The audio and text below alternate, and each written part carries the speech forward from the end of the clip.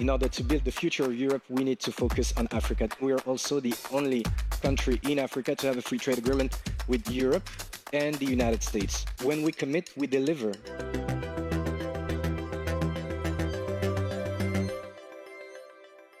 Welcome to The Big Question. Now, this is a series from Euronews where we speak to some of the most influential people in the world of business. And it's my pleasure to welcome to the stage this evening for this special episode, Mr. Ali Seddiki, General Director of AMDIE, the Moroccan Agency for Investment and Export Development. Pleasure to have you on the show, Mr. Seddiki. Thank you for having me. Take a seat. So lots to talk about, Mr. Seddiki, but first of all, let's start off by talking about how Morocco has emerged, of course, as we know, as a gateway between Europe and Africa. Can you just talk us through how the kingdom is leveraging its strategic position to foster regional growth and attract long-term partnerships? And I would say that the first thing that has been spoken about Morocco was stability. Morocco is the second oldest monarchical system in history. This is the ground and the foundation of our nation, and that gives us the ability to project and to have long-term planning. So combining stability with vision, I think, is the first and most important asset Morocco was able to provide investors with at a time where there is a lot of uncertainty in the world. On top of that, we have the best graded economy in Africa. Even our grade was upgraded last year. We went from BB+ with stable outlook to positive outlook. And now we're talking about something that happened after COVID, after the energy crisis. So it's telling of our capacity to provide our partners with a stable environment overall. This stability led to another leading asset of Morocco, which is a world-class infrastructure. We're not an oil and gas country, so building the quality, the infrastructure with this quality in Morocco took sophistication and dedication and engagement. And this helped us build world-class industrial ecosystems. If you add to that the fact that we are one of the most open economies in the world, we have free trade agreements with 90 countries, more than 55 free trade agreements that open a market of more than 2.5 billion consumers worldwide. And we are also the only country in Africa to have a free trade agreement with Europe and the United States. As a fun fact, we're also the closest country to Europe to have a free trade agreement with the United States. So again, the openness was part of the recipe.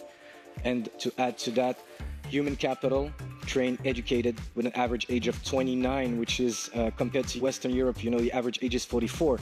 And at a time where you have shortages in talents, in HR, this is the greatest asset of Morocco. And last but not least, and this is something that is difficult to explain because you actually need to experience it. Morocco is execution driven. When we commit, we deliver. We honor our signature. And to take very simple examples, when you're in one of our special economic zones and you request a construction permit, it takes less than 2 weeks. So we are dedicated and we're execution driven.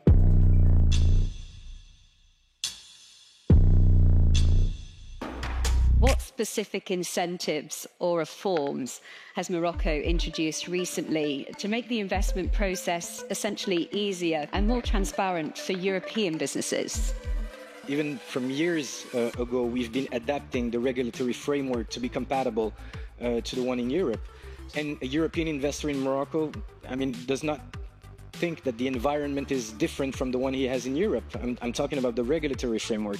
On top of that, His Majesty the King Mohammed VI in 2021 called for a complete new charter for investment, which would provide, of course, incentives for investors, but even more than that, it works on creating a suitable environment for investors, less bureaucracy, more efficiency in the way we deal with the administrative processes, and a dedicated ministry for investors has been created to assist and to help and support investors. And of course, there is the Moroccan Agency for Investment and Export Development that was specifically created to help investors answer the question and provide end-to-end services, and we work as a one-stop shop for any kind of investor. And Morocco has also been making strides, Mr. Seddiki, in the renewable energy sector. How are you encouraging investment into Morocco's green economy, particularly from Europe again?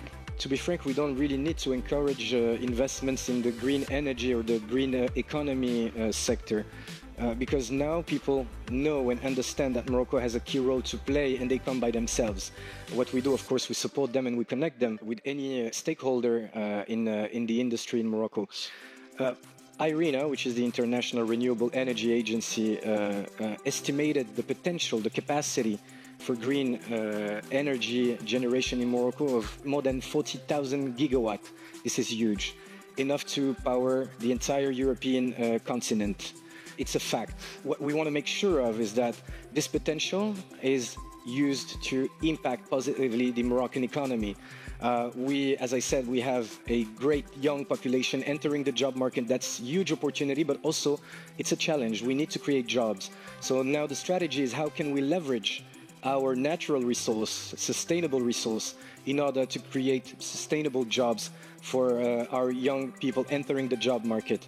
And the good news, they're talented, skilled, and educated. So investors are now we're working with them in order to build together this Euro-Mediterranean green economy. Looking to the future, Mr. Seddiki, let's look ahead to 2030. What's your vision for Morocco's role in the global economy, and how critical will partnerships with Europe be in achieving that vision? Well, the vision is pretty clear. As I said, Morocco is a world-class hub for sustainable investment and trade.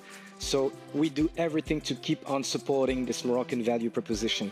When we discuss with our European counterpart, we understand that green and ESG compatible industries are important for Europeans.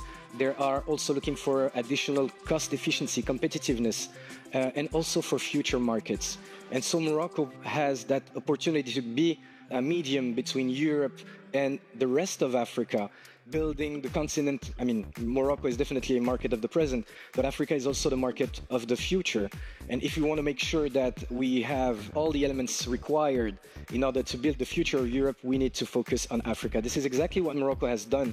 And so our agenda for 2030 is pretty clear. It means keeping on sharing our experiences with the rest of our continent. It's also putting ourselves as a great partner to Europe. And clearly, we think that Morocco is part of the solution for the European companies. Thank you very much for sharing your insights with us on The Big Question. It's been a pleasure to have you on the show. And thank you very much to all our viewers at home for watching. See you again next time.